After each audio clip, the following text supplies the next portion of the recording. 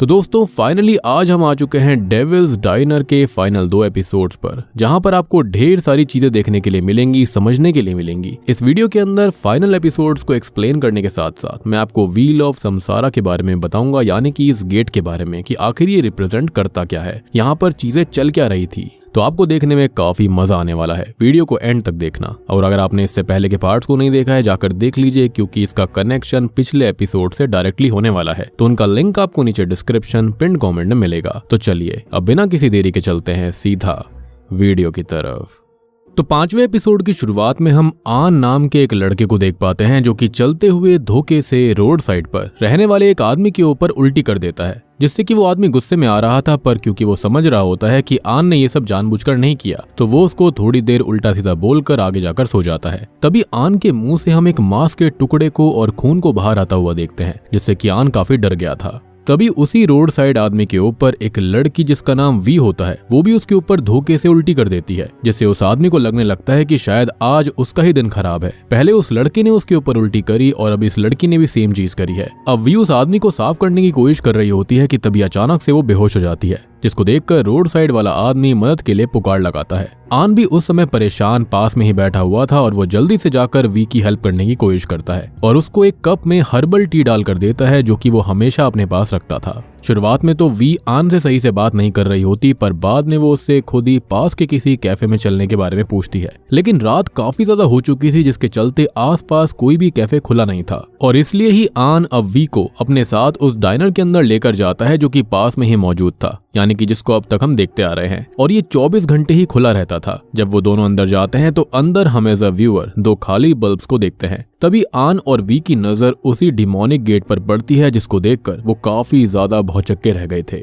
और वो बस उसको खोलने की कोशिश करना चाहते थे। तभी पीछे बारटेंडर आ जाता है और उनको गेट को खोलने की कोशिश करने के लिए कहता है। इवन वो उनको बताता भी है कि उस गेट को एक पिता और उसके बेटे ने 40 साल लगाकर बनाया है, लेकिन कुछ ही समय पहले वो लोग मारे गए। अब आन इस बात से थोड़ा सा डर जाता है और वो वी को उस गेट को खोलने से मना कर देता है। तभी वी जो होती है वो खाने के लिए बारटेंडर से पॉरिज मांगती है और बारटेंडर उनके लिए पिजन पॉरिज बनाकर लाता है, जो कि उस कंट्री में नॉर्मल है और ये कोई खास डिश नहीं थी। लेकिन वी को ये पॉरिज खाकर काफी अच्छा लगता है और उसने आन से ये भी कह दिया था कि जब भी वो कभी दोबारा बेहोश हो जाए तो आन उसको इसी जगह पर पॉरिज खिलाने लेकर आए, यानी कि इनडायरेक्टली वो उसको डेट्स के लिए पूछ रही थी, यानी कि आने वाली डेट्स के बारे में। तब वो दोनों काफी देर तक बातें करते रहते हैं और एक दूसरे को पसंद भी करने लगते हैं। बारटेंडर को भी ये देखकर काफी अच्छा लग रहा होता है, और क्योंकि उस समय दोनों ने नंबर्स भी एक्सचेंज कर लिए थे, जिसके चलते वो दोनों ज्यादा से ज्यादा समय साथ में बिताने लगते हैं। अब रात में वी अपना बारटेंडर का काम खत्म करके आन के पास जाती है और वो लेट नाइट तक मजे करते हुए बिना किसी टेंशन में घूमते रहते हैं। अब एक दिन वो दोनों ही डाइनर के पास वाले ब्रिज पर लेटे होते हैं। तब वी आन को अपने टैटू दिखा रही होती है और वो बताती है कि उसका फेवरेट टैटू लोटस का है, क्योंकि वो कीचड़ में भी अच्छा लगता है। जिसके बाद में आन वी के लिए गाना गाने लगता है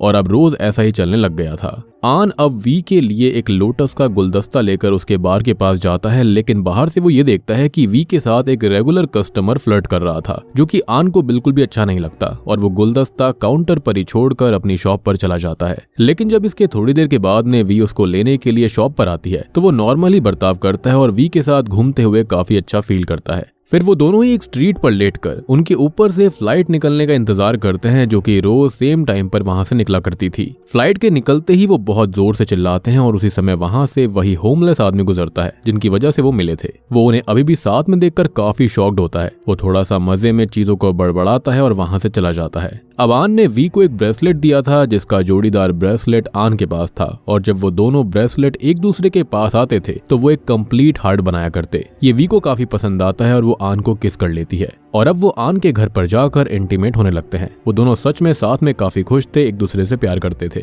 वी की नजर तभी आन के टर्टल पर पड़ जाती है, जिसका नाम आन ने माइकल जैक्सन रखा हुआ था, और इसको देखकर वी जोर से हंसती है। उस टर्टल के नीचे लिखा हुआ था कि मुझे कभी मत भूलना। इसका मतलब आन को किसी ने वो टर्टल गिफ्ट करा था। पर अजीब बात यह होती है कि आन को ये बात याद नहीं होती कि उसे वो टर्टल दिया किसने था, इसलिए अभी वी इस बात पर ज्यादा ध्यान नहीं देती और अगले दिन वी अब आन के साथ आन के ही घर पर शिफ्ट होने लगती है। लेकिन जब वो उसकी अलमारी में अपना सामान रख रही होती है तो उसे अलमारी के अंदर किसी लड़की की पैंटी मिलती है, जिसको देखकर वी को ऐसा लगने लगता है कि आन उसको धोखा दे रहा है और इसलिए वो अभी थोड़ा सा उदास होकर वहां से सीधा अपने काम पर चली जाती है, जहां पर उसका रेगुलर क्लाइंट अभी भी उसके साथ फ्लर्ट कर रहा था। वो बार को जल्दी ही बंद करने वाली थी और सब वहां से जा चुके थे। तब वो कस्टमर वी के काउंटर पर आकर उसको किस कर देता है और एट द सेम टाइम हम देख पाते हैं कि बाहर आन आ गया था, जिसने कि उस कस्टमर को वी को किस करते देख लिया। तब उसका भी दिल पूरी तरह से टूट जाता है और वो वहां से जाने लगता है। लेकिन तभी हम देखते हैं कि वी जो होती है वो गुस्से में आकर उस कस्टमर को चांटा मार देती है और उसे बार से भगा भी देती है। सबसे बड़ी बात कि वो अपने काम में प्रोफेशनल रहना चाहती थी और वो आन से काफी प्यार भी करती थी। वो आन को कॉल करती है लेकिन वो उसका कॉल रिसीव नहीं करता। अब वो सीधा वहां से डाइनर में चला गया था और उसने बारटेंडर को सब कुछ बताया। बारटेंडर उसको समझाने की कोशिश करता है कि जेलसी काफी ज्यादा टॉक्सिक होती है और इसलिए उसको पहले वी से बात करनी चाहिए। लेकिन आन कुछ भी सुनने के मूड में नहीं था। वो गुस्से में जाते हुए उस ब्रेसलेट को भी रोड पर फेंक देता है, जो कि कोइंसिडेंटली सेम होमलेस आदमी के ऊपर ही गिरता है और वो उस ब्रेसलेट को अपने पास रख लेता है। वी भी आज गुस्से में आन के घर में थी और वो आन के आते ही उस लड़की की पैंटीज के बारे में उससे पूछने लगती है। लेकिन आन को सच में कुछ भी याद नहीं था कि वो किसकी हैं और वो भी वी को उल्टा सीधा बोलते हुए उस हादसे के बारे में याद दिलवाता है जब उस कस्टमर ने वी को किस किया था।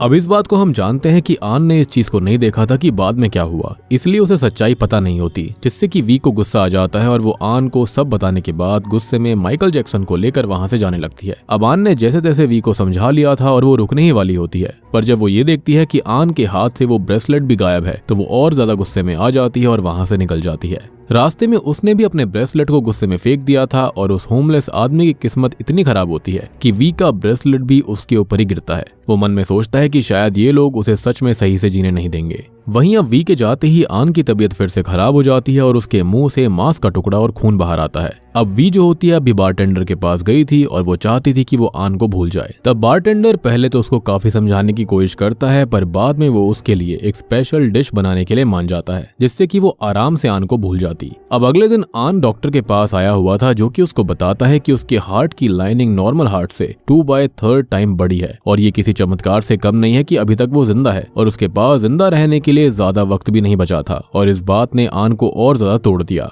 वो रात में अब बारटेंडर के पास जाता है, जहां पर बारटेंडर उसको समझाता है कि उसे किसी और से प्यार करना चाहिए, लेकिन आन को तो वी से ही प्यार था। पर बारटेंडर उससे बस इतना कहता है कि क्या होगा अगर वी उसे पूरी तरह भूल गई हो। आन को यहाँ पर कुछ भी समझ में नहीं आता, लेकिन जब वो वी के बार में जाता है तो वी उससे ऐसे बर्ताव कर रही थी जैसे कि वो उसको जानती ही ना हो, यानी कि बारटेंडर से भी कोई ना कोई डील करी गई जिसके चलते वो उसे भूल गई, यानी कि उसने कोई ना कोई डिश खाई होगी। अब ये सब देखने के बाद आन काफी शॉक्ड रह जाता है और अब वो किसी भी हालत में वी को भूलना चाहता था। अब तभी बारटेंडर उसके लिए भी पोरिज बनाता है, जो कि लोटस समेत काफी सारी चीजों को मिलाकर बनी हुई थी और उसको खाने के बाद आन वी को भूल जाने वाला था, जिसके बदले में आन के मरने के बाद उसकी सोल बारटेंडर की होने वाली थी। एंड आई बिलीव कि सेम चीज उसने यहाँ पर वी के साथ भी करी होगी। आन इस पर मान जाता है और पोरिज के खाते ही वो वी को पूरी तरह से भूल गया था। इवन उसी बारटेंडर के पास माइकल जैक्सन भी था, जिसको वी वहां पर छोड़ गई थी। अब बारटेंडर इस बारे में आन को बताता तो है, लेकिन वो उसको वी का नाम मेंशन नहीं करता, जिस पर आन वहां से माइकल जैक्सन लेकर गया था और उसने जाते हुए बारटेंडर से कहा था कि अगर वो लड़की दोबारा डाइनर में आएगी तो बारटेंडर उसको आन का नंबर दे दे ताकि वो अपना टर्टल वापस ले जाए।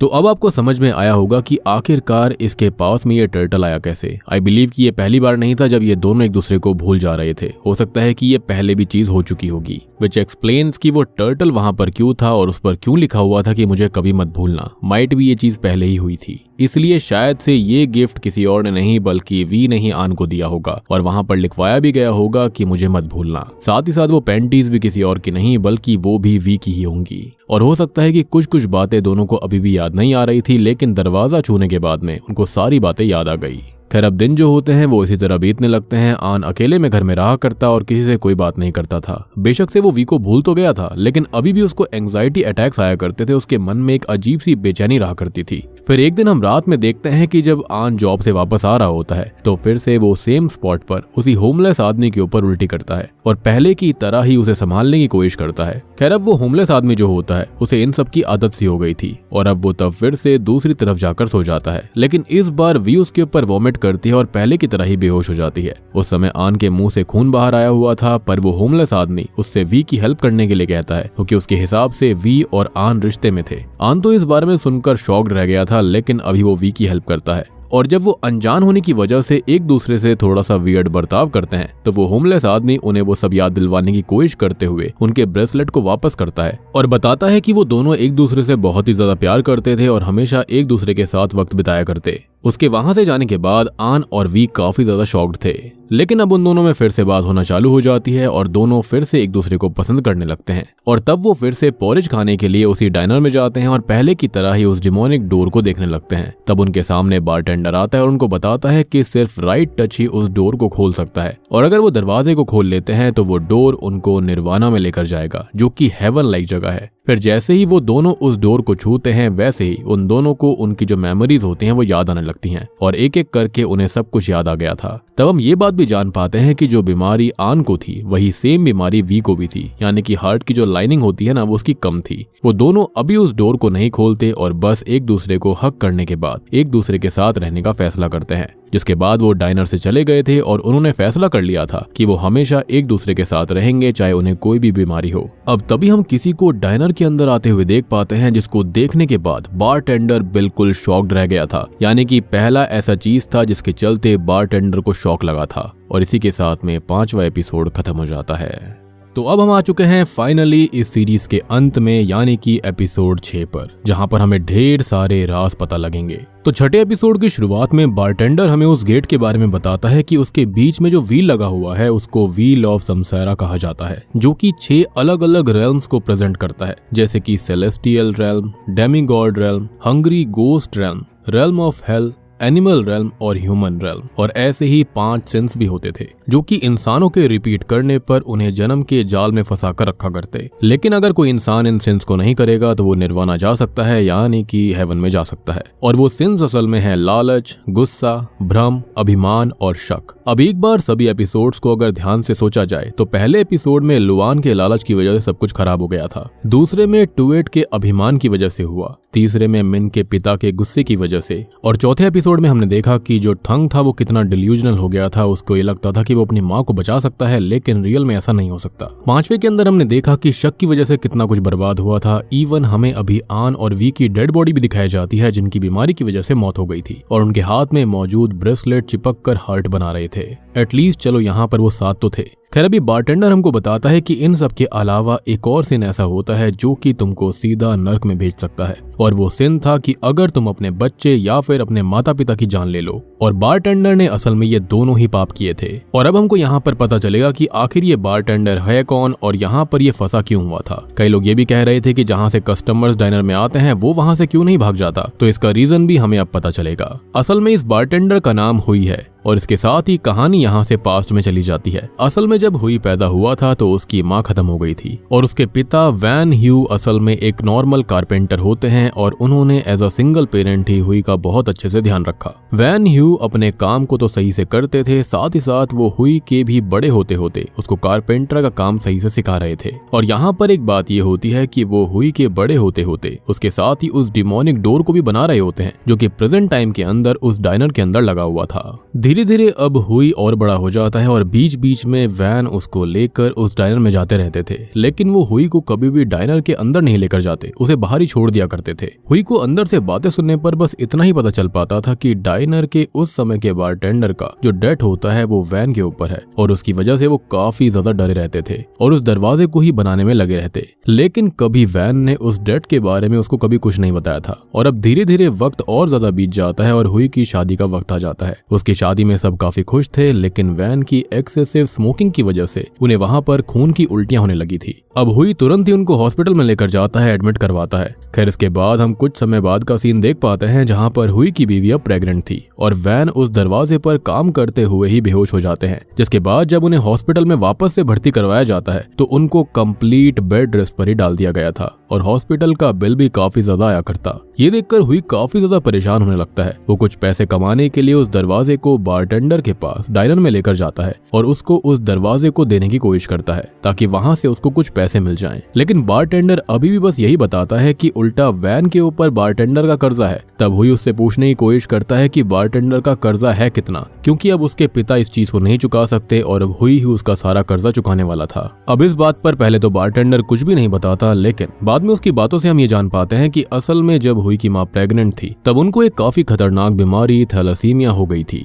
जो कि एक इनहेरिटेड ब्लड डिसऑर्डर होता है जिसकी वजह से आपकी बॉडी के अंदर लेस हीमोग्लोबिन बनता है, नॉर्मल से काफी कम। जिसके चलते होता यह है कि जो रेड ब्लड सेल्स होते हैं ना, वो ऑक्सीजन को कैरी नहीं कर पाते हैं और इसकी वजह से होता यह है कि इंसान को काफी थकावट फील होती है, बहुत फटीग फील करता है, जो कि उनके फीटस तक पहुंच चुका था। यानी कि उनके फीटस के अंदर, यानी कि हुई के खुद के अंदर ब्लड की मात्रा नहीं जा रही थी, कोई भी ऑक्सीजन सप्लाई वगैरह कुछ भी नहीं थी। और सबसे बड़ी बात, इससे हुई की स्पाइन में दिक्कत आनी चालू हो चुकी थी। हुई के पिता उस समय में नॉर्मल कारपेंटर थे और उनका काम भी अच्छा नहीं चल रहा होता, लेकिन तब एक दिन उन्होंने बारटेंडर से आकर ये डील करी थी कि उनका काम ऐसे चलने लग जाए कि वो आराम से अपने बीवी और बच्चे, यानी कि हुई जब वो पैदा होगा उसे लाइफ टाइम पाल सके, और बदले में उन्हें बारटेंडर को जान से मारना था, क्योंकि इससे बारटेंडर खुद ही डाइनर से आजाद हो जाता और इस डाइनर को एक दूसरा बारटेंडर मिल जाएगा जो कि उसकी जगह इस डाइनर को चला सकता था। और बदले में उन्हें बारटेंडर को जान से मारना था, इस जगह से मुक्ति देनी थी। जी हाँ, यहाँ से निकलने का रास्ता यही होता है, क्योंकि इससे बारटेंडर खुद ही डाइनर से आजाद हो जाता और इस डाइनर को एक नया दूसरा बारटेंडर मिलता जो कि खुद हुई के पिता वैन हो जाते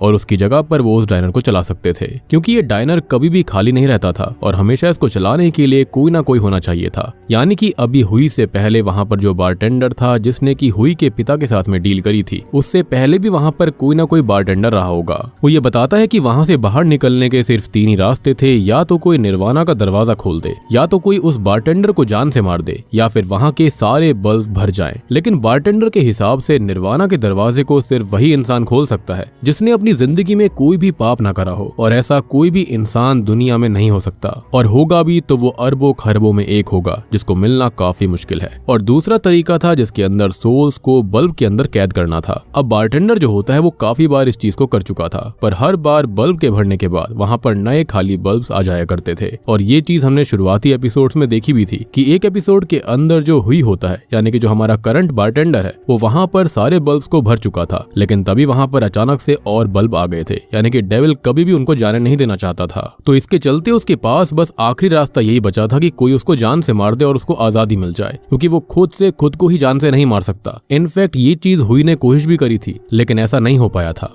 अब हुई को इस बात पर बिल्कुल भरोसा नहीं होता, जैसे कि प्रेजेंट में उसके सामने आए कस्टमर्स को उस पे नहीं होता था। अब यहाँ हुई को भरोसा दिलाने के लिए बारटेंडर अपने हाथ को एक चाकू से काट कर दिखाता है, जो कि अगले पल एकदम सही हो चुका था, और ये देखकर हुई के एकदम से होश उड़ जाते हैं। इनफैक्ट आपको याद भी होगा कि डेविल ने उसको पूरी तरह से जला भी दिया था, लेकिन जब उसने माफी मांगी थी उसके बाद उसको फिर से सही कर दिया गया। एनीवेज उस समय बारटेंडर उसको बताता है कि उसे डाइनर में मौजूद उस समय के नॉर्मल निर्वाणा जाने वाले डोर से नफरत थी, क्योंकि वही रास्ता उसको मुक्ति दिलवा सकता था, पर कोई उसको खोलने के लायक नहीं था। अब इस बारे में वैन को भी पता था, इसलिए उन्होंने प्रॉमिस को पूरा ना करते हुए बारटेंडर को 30 साल से एक नए डोर को बनाने के नाम पर उलझा कर रखा हुआ था, क्योंकि वो उसको जान से मारकर हमेशा के लिए उस डाइनर में नहीं रहना चाहते थे। लेकिन अगर मरने से पहले वो अपनी डील को पूरा नहीं करते तो उनकी सोल को हमेशा के लिए सफर करना पड़ता। हुई को लगता है कि शायद वो बारटेंडर ही वैन को उनके मरने के बाद कोई सजा देने वाला है, और इसलिए वो गुस्से में उसका कॉलर पकड़ लेता है। पर तब बारटेंडर की बातों से हम ये जान पाते हैं कि ये उसके बस में नहीं है कि वो किसी को मारे या फिर सजा दे। ये तो डेविल से डील डायरेक्टली होती है और जो कुछ करता है वो डेविल करता है।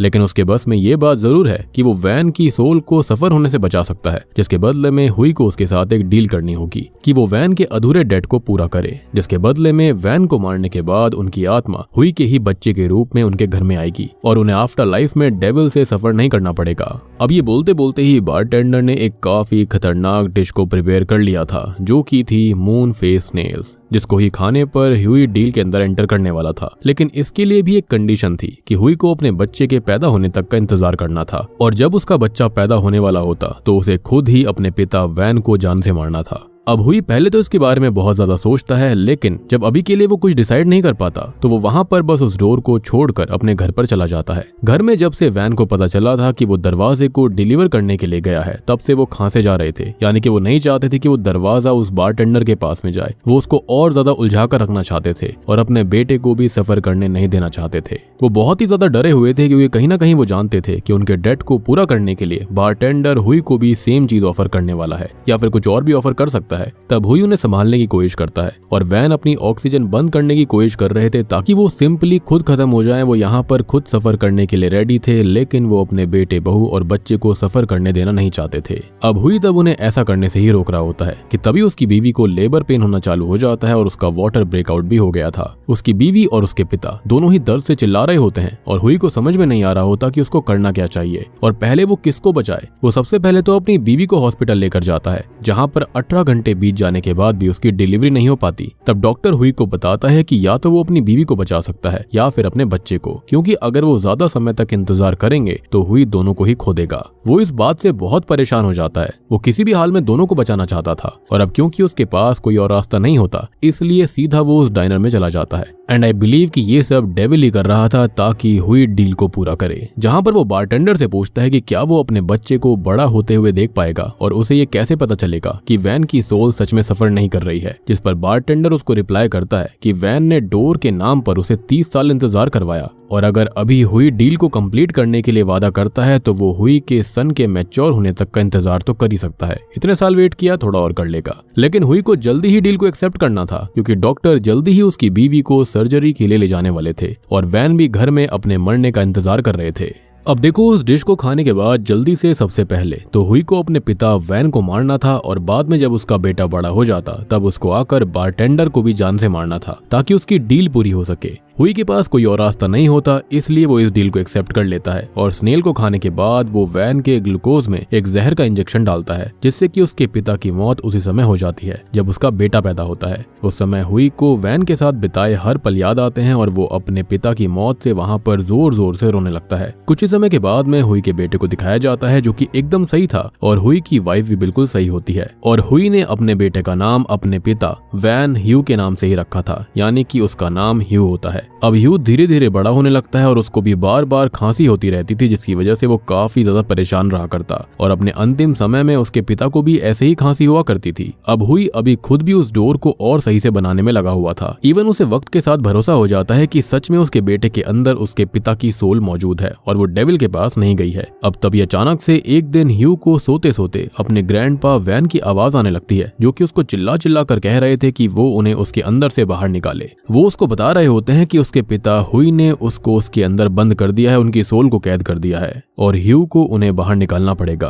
फिर जैसे ही ह्यू वॉशरूम में जाता है तो उसको मिरर में उसके ग्रैंडपा दिखाई देते हैं, जो कि चिल्ला चिल्ला कर उससे हुई को बुलाने के लिए कह रहे थे। अब फिर जब हुई वहां पर आता है तो उसका बेटा उसको सब कुछ बताता है कि क्या क्या हुआ था और उसको ग्रैंडपा दिखाई दिए थे। इनफैक्ट वो उनकी ही तरह बात करने लग गया था, जिसको देखकर हुई भागता हुआ बारटेंडर के पास जाता है और तब बारटेंडर की बातों से हम जान पाते हैं कि हुई भी उसको वैन की तरह ही चीट कर रहा है। उसका बेटा 15 साल का हो चुका है और अभी भी हुई ने अपनी डील को पूरा नहीं करा, इसलिए अब हुई बारटेंडर को उल्टा सीधा बोलने लगता है। लेकिन बारटेंडर खुद भी उस पर गुस्सा करते हुए बताता है कि जब तुम्हें कुछ चाहिए होता है तो तुम लोग उसके लिए कुछ भी करने के लिए तैयार रहते हो, लेकिन जैसे ही वो चीज तुमको किसी भी कंडीशन पर मिल जाती है तो तुम उस कंडीशन को ही भूल जाते हो और इसलिए उसके बेटे और डैड के साथ ये हो रहा है और वो और ज्यादा तड़पेगा। बेसिकली वो अपने पिता के कर्मों की सजा भुगत रहा था। ये सुनकर गुस्से में हुई ने पास में पड़ा हुआ चाकू उठा लिया था, लेकिन बारटेंडर तो यही चाहता था कि हुई उसको जान से मार दे, इसलिए वो उसको और ज्यादा उकसाने की कोशिश करता है। लेकिन हुई उसको छोड़कर जाने लगता है, क्योंकि अगर बारटेंडर के लिए ये डाइनर एक सजा जैसी थी तो हुई चाहता था कि बारटेंडर और ज्यादा सफर करे। पर जब वो जा रहा होता है तब बारटेंडर उसको उसके पिता और ह्यू की मौत के बारे में उल्टा सीधा बोलता है। वैसे ही हुई को काफी ज्यादा गुस्सा आ गया था और वो अंदर जाकर बारटेंडर को काफी बार स्टैब करके जान से मार देता है और बारटेंडर यही चाहता था। वो इससे काफी खुश हो गया था, यानी कि अब उसको मुक्ति मिल जाती।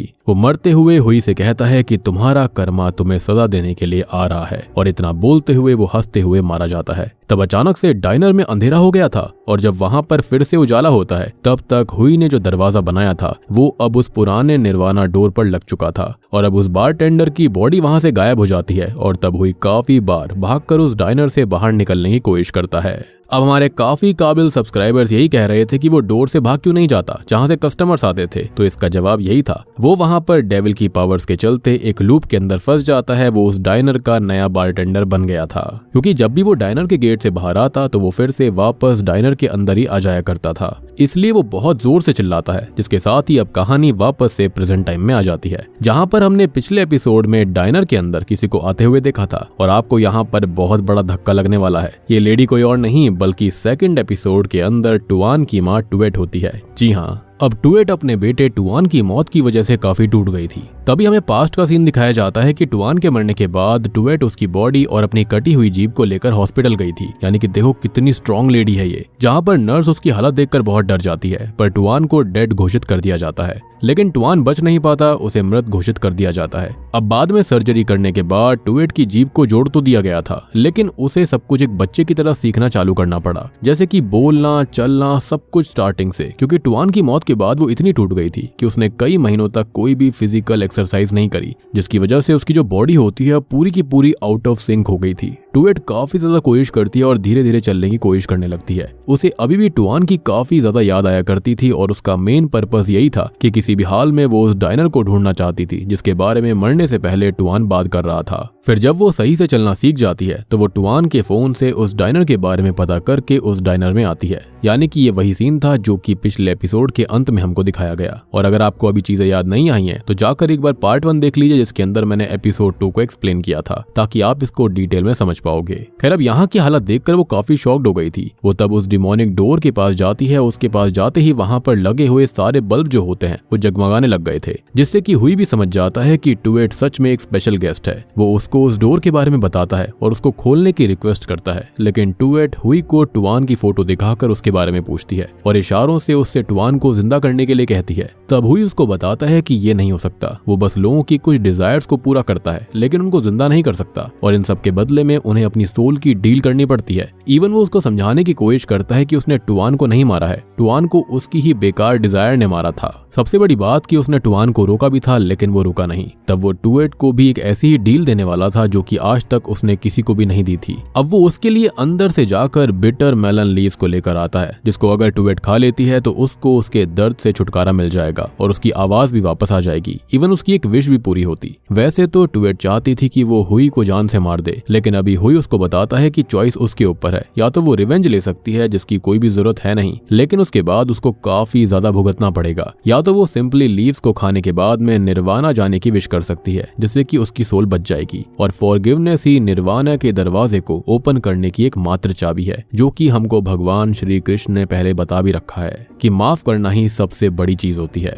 एंड आई नो कि माफ करना इतना आसान नहीं होता, लेकिन जो माफ कर सकता है वो बहुत सारी चीजों से मुक्त हो जाता है। एनीवेज, तभी टुएट हुई की बातों के साथ साथ टुआन को भी इमेजिन करने लगती है और उसे रोना आ जाता है। तब टुएट उस डिश यानी कि बिटर मेलन लीव्स को खाने के लिए मान जाती है। शुरुआत में तो ऐसा लग रहा था कि जैसे कि वो निर्वाणा जाने के लिए ही विश मांगेगी, क्योंकि वो डोर धीरे धीरे ओपन भी हो रहा था। हुई भी काफी खुश होने लगता है क्योंकि डोर के ओपन होने का मतलब था कि वो भी इस जगह से बाहर निकल सकता था और फाइनली ये डाइनर जो था वो हॉन्टेड नहीं रहता। क्योंकि देखा जाए तो टुएट ने यहाँ पर कुछ भी गलत नहीं किया था, और अगर वो कुछ गलत करती भी थी तो उसके बाद में वो जाकर माफी मांगती थी, उसका पश्चाताप भी किया करती थी, इसलिए शायद से वो गेट ओपन हो रहा था। एनीवेज, इन सब के लिए वो टुएट को थैंक यू कहने लगता है, लेकिन अचानक से वो दरवाजा खुलना बंद हो जाता है और टुएट की आवाज वापस आ जाती है। उसने अपना इरादा बदल दिया था और तब वो विश करती है कि हुई उसी तरह मारा जाए जिस तरह से उस डाइनर में आने वाले लोग मरे थे। और सबसे बड़ी बात ये थी कि यहाँ पर आकर हर बारटेंडर यही चाहता था। तब हुई काफी ज्यादा परेशान हो जाता है। यहाँ पर वो मरना नहीं चाहता था, वो सोच रहा था कि शायद वो बाहर जाकर अपने परिवार से मिल पाएगा, अपनी बीवी, अपने बच्चे से मिल पाएगा, लेकिन ऐसा नहीं होता। और वो टुएट को बताता है कि उसने बहुत गलत विश करी है। तभी अचानक से डाइनर में सब कुछ हिलने लग चुका था। अब हुई के हाथ पर उसी तरह से कट आता है जैसे कि लुआन ने पहले एपिसोड में अपने हाथ पर लगाया था। उसके बाद उसके गले पर वैसे ही नाइफ का निशान आ जाता है जैसा कि मिन के फादर के गले पर हुई को मारने की कोशिश करते वक्त आया था। इवन जैसा थंग की मॉम का एक्सीडेंट हुआ था वैसा ही दर्द अब हुई को फील हो रहा था, जिससे कि वो अचानक तड़पने लगता है। इतने में ही उसके मुंह से मांस का टुकड़ा और खून निकलता है जो कि वी और आन के साथ हुआ था। अब ये कम नहीं होता कि तभी उसके पेट पर वैसा ही बड़ा सा उस तरह से काटने का निशान बन गया था जैसा कि लुआन से गलती से उसने नी को मारते हुए करा था। और अब एट लास्ट उसको टुआन के फ्लोर से गिरने का भी दर्द महसूस होता है, जिससे कि हुई की हालत सच में खराब हो गई थी और डायनर के अंदर लगे हुए सारे बल्ब फट जाते हैं, जिन्हें देखकर अब हुई टुवेट से हंसते हुए कहता है कि उसके कर्म उसको सजा देने के लिए आ रहे हैं। जिसके साथ ही अब हुई की मौत हो जाती है और डायनर के अंदर अंधेरा हो जाता है। टुवेट अब खुद ही उस डायनर में फंस गई थी और वो जितनी बार भी बाहर निकलने की कोशिश करती उतना वो डायनर के अंदर आ जाती, जिससे कि अब वो बहुत ज्यादा शॉक्ड होती है। यानी कि अब वो इस डायनर की नई बारटेंडर बन जाती है और तभी वो उस दरवाजे को देखने लगती है और इंतजार करने लगती है कि कब कोई वहां पर आएगा जिसके चलते वो उसे खोल दे ताकि उसकी मुक्ति का मार्ग उसे मिल जाएगा। और अगर आपने देखा हो एंड के अंदर उसने रिवेंज को चुना था, जिसके चलते उसने भी एक पाप कर दिया और बूम, इसी के साथ में डेविल्स डाइनर सीरीज यहीं पर खत्म हो जाती है। तो दोस्तों ये थी डेविल्स डाइनर सीरीज की कहानी। उम्मीद करता हूँ कि आपको पसंद आई होगी। यहाँ पर हमारे हिंदू कल्चर और बुद्धिज्म को दिखाया गया है, जहाँ पर हमको बताया गया है संसारा व्हील के बारे में, जिसको भव चक्र या फिर व्हील ऑफ लाइफ भी कहा जाता है, जो कि एक विजुअल रिप्रेजेंटेशन होती है साइकिल ऑफ बर्थ की, डेथ की और रीबर्थ की। अब देखो ये व्हील क्या क्या रिप्रेजेंट करता है। तो व्हील ऑफ संसारा जो होता है वो असल में साइकिल ऑफ एग्जिस्टेंस को, cycle of birth, death, rebirth को रिप्रेजेंट करता है। साथ ही साथ टीचिंग ऑफ कर्मा को भी रिप्रेजेंट करता है, या फिर ये अलग अलग टाइप के जहर को यानी कि सिंस को भी रिप्रेजेंट करता है, जो कि हम हर एक एपिसोड के अंदर अब तक देखते आए हैं, जिसके बारे में मैंने आपको ऑलरेडी बता दिया। यहाँ पर हमें डिजायर, हेट्रेड, जेलसी, इग्नोरेंस, बहुत सारी चीजें दिखाई गई हैं। इनफैक्ट संस्कृत के अंदर इसे भव चक्र भी कहा जाता है। बात करी जाए बुद्धिज्म के अंदर या फिर तिब्बतियन रिप्रेजेंटेशन में, तो वहां पर भी ये सब चीजें दिखाई गई हैं। सेम चीज ही होती है। और अगर आप ये भी जानना चाहते हो कि सबसे अर्लीस्ट वर्जन इस व्हील का कहां पर मिला था, तो वो अजंता की केव्स में मिला था। और बात रही कि ये जो डीमन है ना, ये क्या रिप्रेजेंट करता है जो इसके फ्रंट में बना हुआ है, तो इसको ना यहाँ पर कहा जाता है कि ये एक तरीके का गार्डियन होता है। अब कई लोग इसको प्रोटेक्शन के लिए भी इस्तेमाल करते हैं, लेकिन इस सीरीज के अंदर हम इसको प्रोटेक्शन की तरह देख नहीं पा रहे थे। इसको हम बेसिकली व्हील ऑफ संसारा ही कहेंगे, क्योंकि अगर ये कोई प्रोटेक्टर होता तो इजीली यहाँ से लोग जो थे वो बाहर जा सकते थे, लेकिन ऐसा हो नहीं पाया। तो यहाँ पर जो वियतनामीज वर्जन है वो थोड़ा सा डिफरेंट है, लेकिन ओवरऑल मैंने आपको सारी चीजें समझा दी हैं कि यहाँ पर ये दिखाना क्या चाह रहे थे। यहाँ पर ये इंसानों के पापों को दिखा रहे हैं। सबसे बड़ी बात कि यहाँ पर 6 रेल्म होते हैं, जिसके बारे में मैंने आपको बता ही दिया है। तो इसके चलते आप कहीं भी जा सकते हो, लेकिन उस चीज के चलते आपके अंदर काबिलियत होनी चाहिए। अगर आप गलत काम करोगे तो हेल में जाओगे, अगर अच्छा करोगे तो निर्वाणा यानी कि हेवन में आप इजीली जा सकते हो, आपकी सोल बच सकती है। बाकी यहाँ पर काफी तरह की रिप्रेजेंटेशन भी है। इसके अंदर से गोस्ट, डीमंस वगैरह को भी बुलाया जा सकता है। सो ओवरऑल ये सीरीज काफी बेहतरीन है, देखने में काफी मजा आता है। इसका हर एक एपिसोड कुछ ना कुछ सिखाता है और लाइफ की टीचिंग भी देता है, जो कि अपने आप में ही सीरीज को काफी इंटरेस्टिंग बना देती है। उम्मीद करता हूँ कि आपको ये पूरी की पूरी सीरीज, थियोरीज और सारी बातें अच्छे से समझ में आ गई होंगी। समझ में आ गई है तो वीडियो को लाइक कर दीजिए, चैनल के ऊपर नए हैं तो सब्सक्राइब कर लीजिए, और अगर आपने पहले के पार्ट्स को नहीं देखा है उनको जाकर देख लेना, अदरवाइज आपको ये बिल्कुल भी समझ में नहीं आएगा। उनका लिंक आपको नीचे डिस्क्रिप्शन, पिन कमेंट हर जगह मिलेगा। तो मैं आप सबको मिलता हूँ अगली वीडियो के साथ में, तब तक के लिए